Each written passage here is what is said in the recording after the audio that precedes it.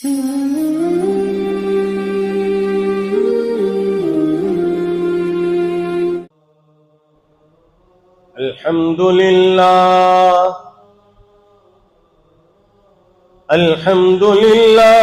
नहमदुहु व नस्तईनुहु व नस्तगफिरुह व नु'मिनु बिही व नतवक्कलु अलैहि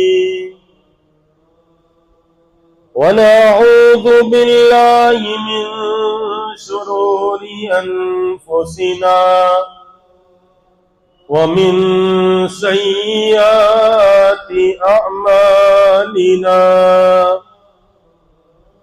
मन यहदिहिल्लाहु फला मुदिल्ल लहु वमन युद्लिल्हु फला हादिय लहु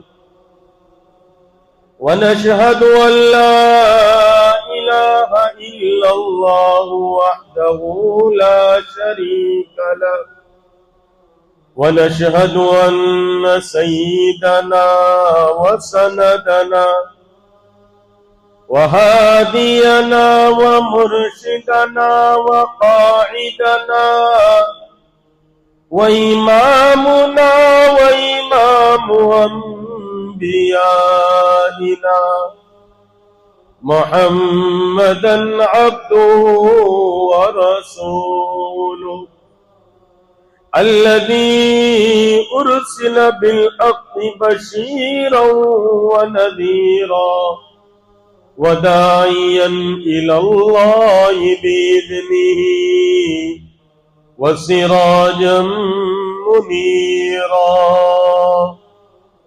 इन्नल्लाह व मलाइकतहु युसल्लूना अलन नबी या अय्युहल्लज़ीना आमनू सल्लु अलैहि व सल्लिमू तस्लीमा अल्लाहुम्मा सल्लि व सल्लिम व बारिक अला आलि सय्यिदिना मुहम्मदिन व बारिक व सल्लिम। काबिल एहतराम अजीज दोस्तों और बुजुर्गों, अल्लाह रब्बुल इज्जत ने इस दुनिया में सवा लाख अंबिया अलैहिस्सलातु वस्सलाम को ईमान के सिखलाने के लिए और ईमान के बतलाने के लिए भेजा।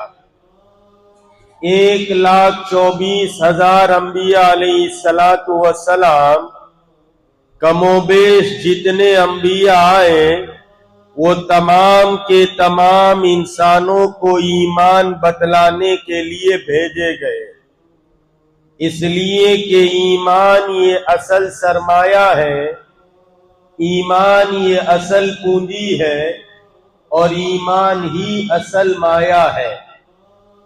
ईमान का अंदाजा हर आदमी को कब्र के घड़े में जाने के बाद होगा। दुनिया की मार्केट में, दुनिया की मंडी में, दुनिया की जाहो जलाली में आदमी अपने ईमान का अंदाजा नहीं लगा सकता कि अल्लाह ने कितनी बड़ी दौलत मुझे और आपको अता फरमाई है।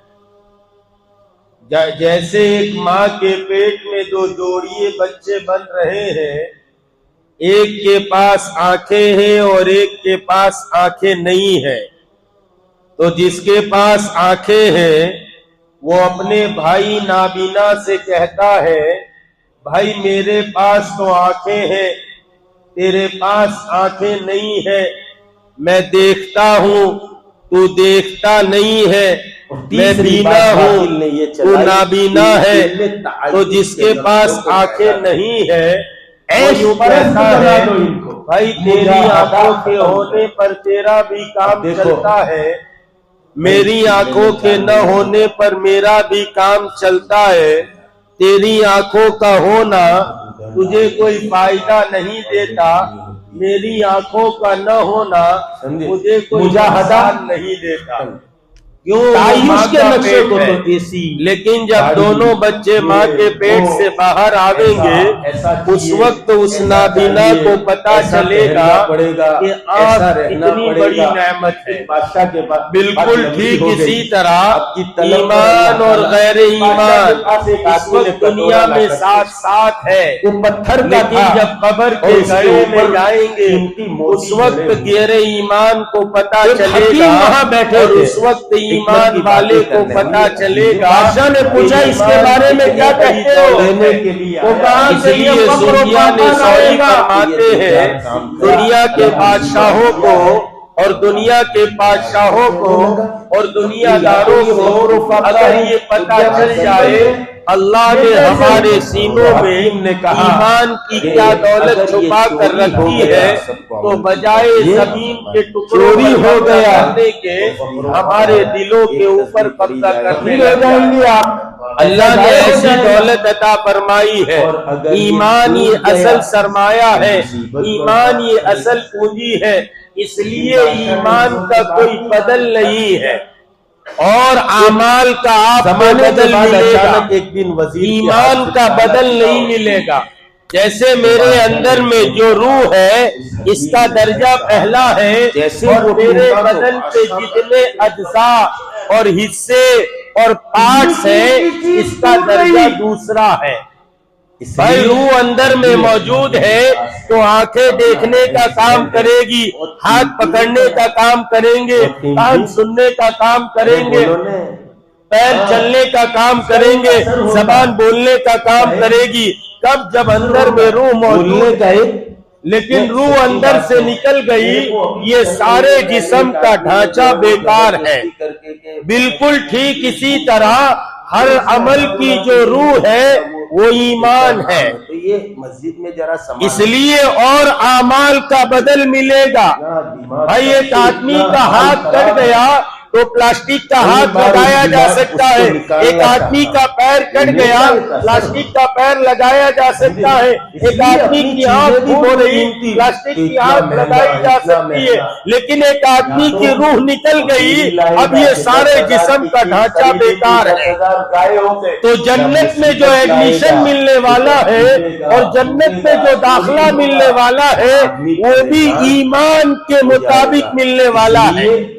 इस दुनिया से राई के दाने के बराबर अगर आदमी ईमान को बचा कर ले जाएगा तो इस दुनिया से 10 गुनी बड़ी जन्नत का मालिक बनाया जाएगा। कम में अपनी जिंदगी ये जितनी बड़ी दुनिया है ऐसे 10 रकबे और ऐसे 10 मिलाए जाए, इतनी बड़ी जन्नत का मालिक एक अदना दर्जे के जन्नती को बनाया जाएगा, जिसमें दूध की नहरें होगी, शराब की नहरें होगी, शहद की नहरें होगी, और वो भी जन्नती के इशारों पर पहुंचाएगा।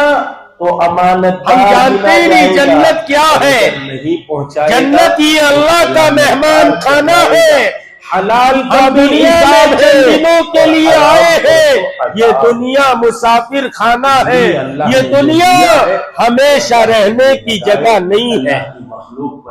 यहाँ तो चंद दिन की जिंदगी है और फिर हमेशा की आखिरत में मुझे और आपको जाना है। इस दुनिया से 10 गुनी बड़ी जन्नत का मालिक एक अदना दर्जे के जन्नती को बनाया जाएगा। जन्नती जन्नत के मेवों पर खड़ा होगा, ऊपर से एक परिंदा उड़ता हुआ जाएगा, उसके दिल में ख्याल आएगा काश कि मैं जमीन पर होता, इस परिंदे के गोश्त के कबाब दिल में आएगा और कबाब भून के हाजिर हो जाए। और छेल्ले दिन इतनी जन्नती जन्नत के मेवों पर 40 साल तक खाता चला जाएगा, एक खुशबूदार डकार आएगी और खाना आदमी रमजान में बदहजमी नहीं होगी, खट्टी डकारें नहीं आएगी। 2 पारे जुमा के दिन उर्स भरेगा, मेला लगेगा, लेकिन जन्नती तो उस मेले में फिरने के लिए जाएंगे। अल्लाह तबारक व तआला की आलीज़ात कुरान पढ़ेगी, रोजा कुरान का नूर बादल बन बुरी के बातों से बसेगा अपने और आप को जन्नतियों के बचाने हुस्न आसान में है। इजाफा हो जाएगा। लोगों के बारे में ऐसी बुरे चीजों ख्यालात के लिए आदमी को अपने मेहनत दिमाग से करनी निकाल दे। चाहिए। दुनिया के ठीकरे, दुनिया के अपना वक्त चीथड़े, गुजार दुनिया ले। के सोना चांदी, दुनिया के ऐसी रमजान बंगले, ऐसी कबूल हो गाड़ियां, जाए। ये तो मौत का इतना तो झटका आदमी आएगा नहीं कर और सकता है। टोटली हाथ से आप निकल उसकी नमाज जाएगा। एहतिमाम के साथ पढ़ ले, तकबीर ये तो उला का आज एहतिमाम इंसान हो तो कहता बहुत है अच्छा। मेरा है, एक पारा कम से कम अजी तिलावत कर। फलान जमीन मेरी है, फलान घर मेरा है, फलान प्लेट मेरा है। रब्बे करीम इरशाद फरमाते वलिल्लाहि मीरातुस समावाती वल अर्द, आज तेरे नाम पर है, कल तेरे बेटे के नाम पर होगा, फिर किसी और के नाम पर होगा। इब्राहिम बिन अदहम रहमतुल्लाहि अलैहि बल्ख के बादशाह हुआ करते थे, बादशाह वक्त हुआ करते थे। एक फकीर जो है दरबार में चले आए, सीधे साधे झोला लगाए हुए। फरमाया इब्राहिम बिन अदहम ने, अजी कौन है, किस मकसद से आए? फरमाने लगे मुसाफिर हूं और सराय खाना तलाश करता हूं। जिस दुनिया को हम हमेशा की जिंदगी समझते, ये दुनिया हमेशा की नहीं। जिंदगी एक रोज हो या 100 साल गुजर जाएगी, जिंदगी एक रोज हो या 100 साल गुजर जाएगी। दोस्त पर कमली हो या साल गुजर जाएगी। उजाले अपनी अपनी जिंदगी के साथ रहने दे, न जाने किस गली में जिंदगी की शाम हो जाए। क्या लाया था सिकंदर, क्या ले गया जहां से, थे दोनों हाथ खाली बाहर कफन के निकले। अजी ये दुनिया जिसको मैं और आप अपनी समझते, ये आज तक किसी के साथ वफा नहीं की। इसमें वफा नहीं है, इसमें बेवफाई है। इसीलिए कायनात के इमाम ने मिसाल देकर इरशाद फरमाया, किसी के 3 भाई हो, वो तीनों को बुलाए और यूं कहे भाई अब मैं बीमार हुए चला, शायद मेरा इंतकाल हो जाए। कायनात के इमाम ने जो मिसालें दी है, उन मिसालों को सुनिए, दिल की किताब पर लिखिए और अपनी जिंदगी को समझिए। जिस जिंदगी को बहुत तवील समझते हैं और जिस जिंदगी में जिस चीज को काम आने की चीज समझते हैं, वो काम आने की चीज नहीं है। इसलिए कि हमारी अक्लें नाकिस है। वकानल इंसानु जहूला, इंसान ये जाहिल पैदा किया गया। कायनात के इमाम ने इसको जिंदगी जीने का सलीका सिखाया। आपने एक कहा कि एक को बुलाया, कहा तू मेरे क्या काम आएगा? वो कहने लगा भाई लगता है अब आपका आखिरी वक्त हुए चला है, आप दुनिया से रुखसत हो जाएंगे, आपका इंतकाल हो जाएगा, आपको हम गुस्ल देंगे, अच्छा कफन पहनाएंगे और आपके कब्र का इंतजाम करेंगे, आपको कब्र में दफन करेंगे और फिर जो है आपके लिए दुआ करेंगे, चले आए। दूसरे को बुलाया, भाई तू मेरे क्या काम आएगा, तू मेरे लिए क्या करेगा? कहने लगा मेरा तेरा वास्ता तो दुनिया तक है, तू इधर दुनिया से रुखसत होगा और मैं तेरे वारिसों के पास चला जाऊं। तू इधर रुखसती लेगा, मैं इधर रुखसत हो जाऊंगा। इसलिए मैं कहा करता हूं, जब इंतकाल होता है और आदमी दुनिया से जाता है तो फरिश्ता रूह लेकर जाता है। दरमियान में दूसरे फरिश्ते पूछते, अजी ये रूह क्या लेकर आ रही है? जो घर में होते हैं, औलाद, बच्चे, रिश्तेदार, उनका जुमला बदल जाता है, अजी बुड्ढा क्या छोड़ कर जा रहा है?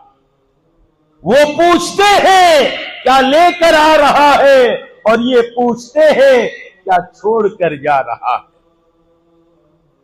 इसीलिए कायनात के इमाम ने अम्मी जान आयशा सिद्दीका को समझाया, पूरी उम्मत को समझा दिया। उम्मत की मुफ्तिया ने मुझ तक और आप तक बात पहुंचा दी।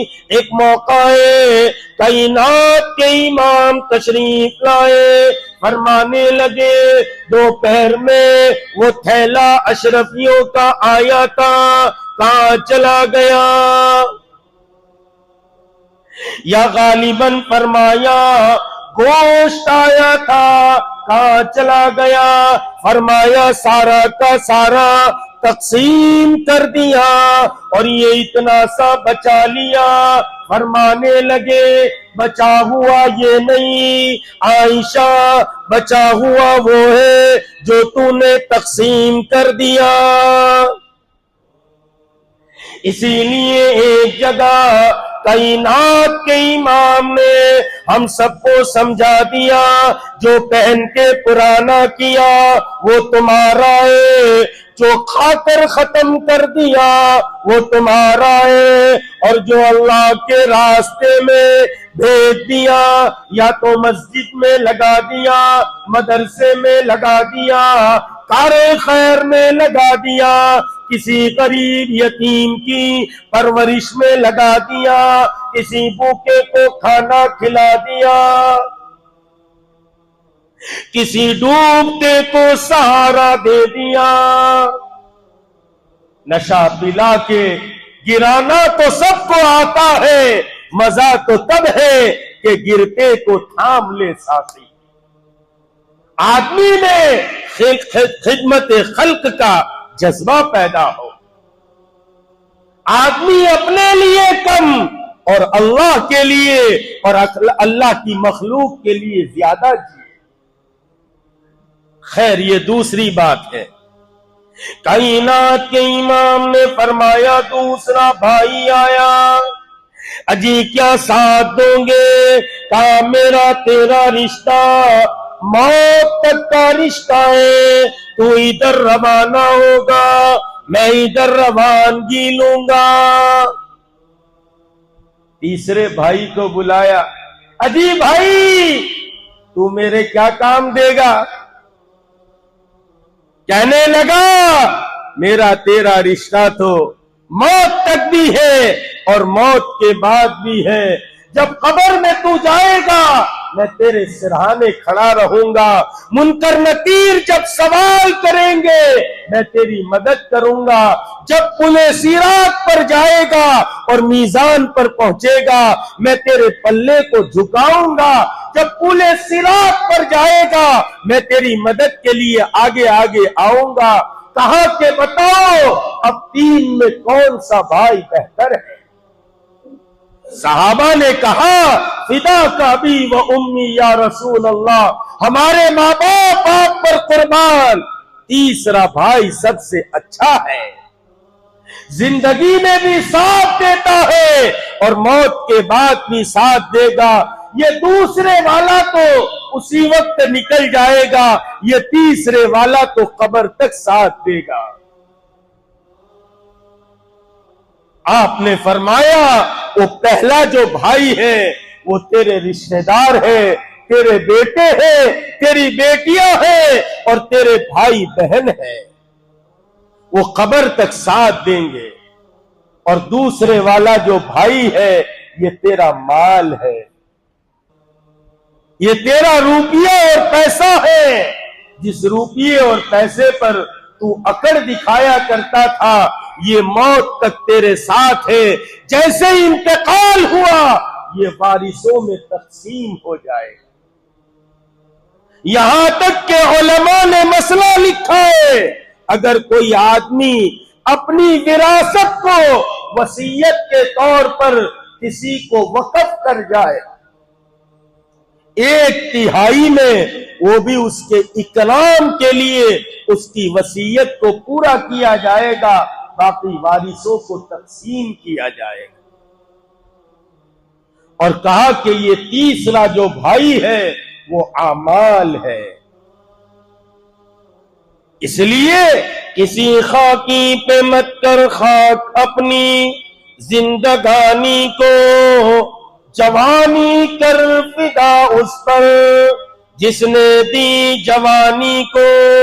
आज आमाल का मौका है, आज आमाल कर लीजिए। अजी रब्बे करीम जा इरशाद फरमाते, इन्नल्लज़ीना आमनू व अमिलुस्सालिहात,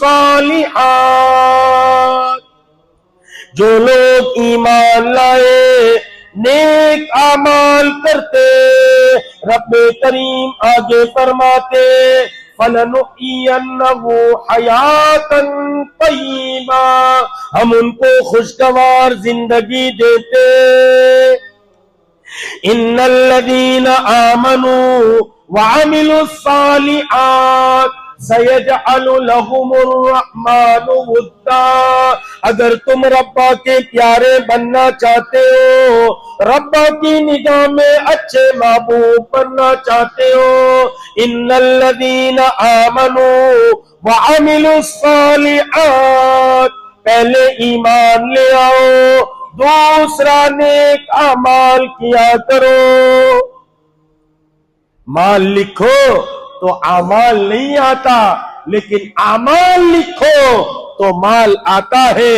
मैं कहा करता हूं, माल का वजन नहीं है, आमाल का बहुत वजन है। माल तो शायद जो है दुनिया में रिश्वत में काम आ जाए, लेकिन आमाल जो है वो आखिरत में काम आते हैं। और माल लिखो तो आमाल नहीं आता, लेकिन आमाल लिखो तो माल जरूर आता है।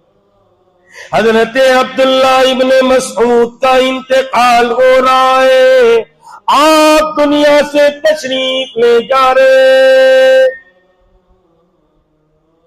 गालिबन हजरत अली या हजरत उस्मान पहुंच गए और कहने लगे, आपकी बेटियां ही बेटियां हैं, आप हमको कफालत दे दो, आपके इंतकाल के बाद हम उनकी कफालत कर लेंगे। फरमाने लगे, मैंने अपनी बेटियों को आमाल पर डाला है, मैंने अपनी बेटियों को अमल सिखाया है, और वो अमल ये है कि मगरिब के बाद जो है सूरे वाक़िया पढ़ने का आदी बनाया है। अब कहा कि उनको दुनिया का कोई फाका नहीं आ सकता, इसलिए कि आमाल में बड़ी ताकत है। हजरत उमर इब्ने अब्दुल अजीज का इंतकाल हो रहा है, दुनिया से रुखसत हो रहे। ये वही उमर इब्ने अब्दुल अजीज है जिनके अदल और इंसाफ का ऐसा डंका था कि उनके जमाने में एक घाट पर शेर और बकरी दोनों पानी पिया करते थे।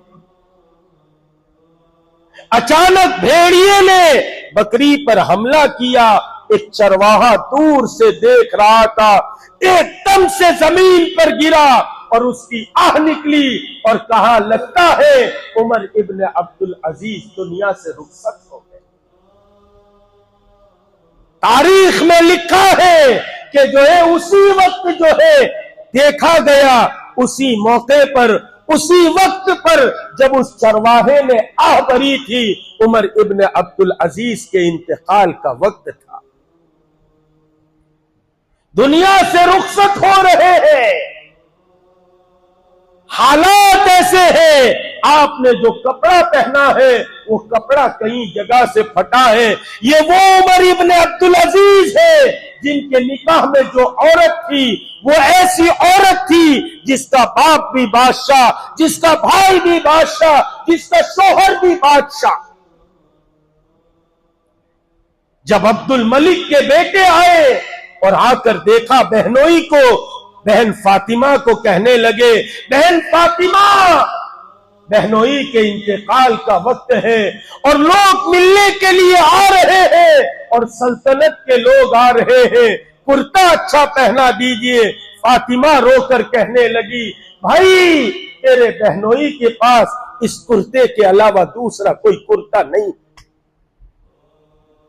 एक दिन तशरीफ लाए तो बेटियां अपने दुपट्टे को मुंह पर ढांप रही थी।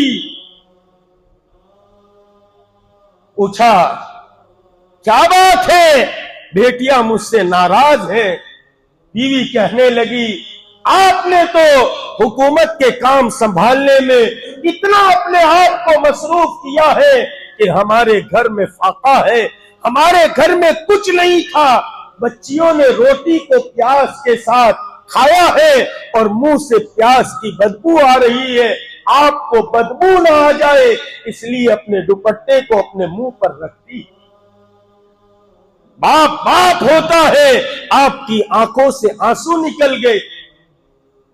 जब बाप को रोता देखा, बेटियां अब्बा को चिमट गई। अब्बा कहने लगे, बेटा मैं चाहता तो आपको आपके नाना की तरह आपको खूब खिला सकता, आपको अच्छा पहना सकता, लेकिन आखिरत में मुझे और आपको सबको अल्लाह के यहां जवाब देना होता। मैंने आखिरत की मुसीबत को अलग रखा और दुनिया की मुसीबत को इख्तियार किया। बेटियां कहने लगी, अब्बा जान हम इस दुनिया की मुसीबत को कबूल करती हैं। अरे यही जिन्होंने बादशाहत को चाहा था उनकी औलाद को लोगों ने देखा दिमश्क की जामा मस्जिद पर, वो खड़े हैं जामा मस्जिद पर और कटोरा लेकर कहते हैं, लोगों इस कटोरे में कुछ भीख डालो, ये मस्जिद हमारे दादा ने तामीर करवाई। लेकिन जिसके इंतकाल का वक्त ये है कि उस वक्त जो है वो फटा पुराना कपड़ा है। किसी ने आकर पूछा उमर इब्ने अब्दुल अजीज से, 11 बेटे थे, 1-2 नहीं 11 बेटे थे, कहां औलाद के लिए कुछ छोड़ा या सभी इस्तेमाल कर दिया? उमर इब्ने अब्दुल अजीज ने अपने तकिए पहले तो कहा मुझे सीधा बिठा दो, सीधे बैठ गए और अपने तकिए के नीचे हाथ डाला तो 2.25 दिरहम उसके अंदर मौजूद थे। उसने कहा अपनी औलाद के लिए कुछ नहीं छोड़ा। कहने लगे मेरी औलाद को मैंने अल्लाह का दोस्त बनाया है और अल्लाह इरशाद फरमाते, अल्लाहु वलियुल मुमिनीन, अल्लाह ताला मोमिनीन के दोस्त है। मैंने औलाद को अमल पर डाला है, अमल से जिंदगी बनती है, जन्नत भी जहन्नम भी, अमल से जिंदगी बनती है, जन्नत भी जहन्नम भी। ये खाकी अपनी फितरत में न नूरी है न नारी है। उमर इब्ने अब्दुल अजीज फरमाने लगे, अपनी औलाद को मोमिन बनाया है, आमाल पर डाला है और रब्बा इरशाद फरमाते, अल्लाह वलियुल मुमिनीन, अल्लाह ताला मोमिनीन को दोस्त रखते। तारीख उठाकर देखिए, उमर इब्ने अब्दुल अजीज तो दुनिया से रुखसत हो गए, जिनके बाप ने आमाल को चुना था। 11 के 11 बेटे 11 मुल्कों के गवर्नर बने। तारीख उठाइए आप, सीरत पर गहरी निगाह डालिए। इसलिए हालात से घबराओ मत, हालात की जद में आने से घबराओ मत। ये दुनिया है, इसी तरह चलती है और रब्बा के इशारे पर चलती है, उनके हुक्म पर चलती है और वहीं से जो है हुक्म का राज चलता है, उसी के मुताबिक ये दुनिया चलती है। हमें जिम्मेदारी है हम ईमान लाए, अमल साले करे, हम मोमिन बन जाए। अल्लाह ताला हमारी हिफाजत करेंगे। अल्लाह ताला ने ये वादा किया है कि हम मोमिनीन की, ईमान वालों की हम हिफाजत करेंगे। इसलिए अंतुमुल आलून इन कुंतुम मुमिनीन, अपने ईमान की कीमत को समझे, अपनी हैसियत को पहचाने और ईमान के साथ अमल सालिहा वाली जिंदगी गुजारे, नेक अमाल के साथ अपनी जिंदगी को गुजारे। अल्लाह के यहाँ अमाल का बड़ा वजन है, अमाल के अलावा अल्लाह के यहाँ किसी चीज का वजन नहीं। इसलिए मुसलमानों, बस जरूरत है, अल्लाह ने ईमान दिया है, अब इस ईमान के साथ अमल साले के साथ रमजान में जैसे हम आमाल करते थे, रमजान के बाद खुदा वही खुदा मौजूद है, वही दिन और रात है। वो रमजान था, अब रमजान नहीं है। रमजान के बाद भी हम अपने आमाल पर रहे। इकबाल के शेर पर बात को खत्म करते हैं, तेरे आमाल से है तेरा परेशान होना, तेरे आमाल से है तेरा परेशान होना, वरना मुश्किल नहीं किसी मुश्किल का आसा होना। वाखिर दावाना अनिल हम्दुलिल्लाहि रब्बिल आलमीन।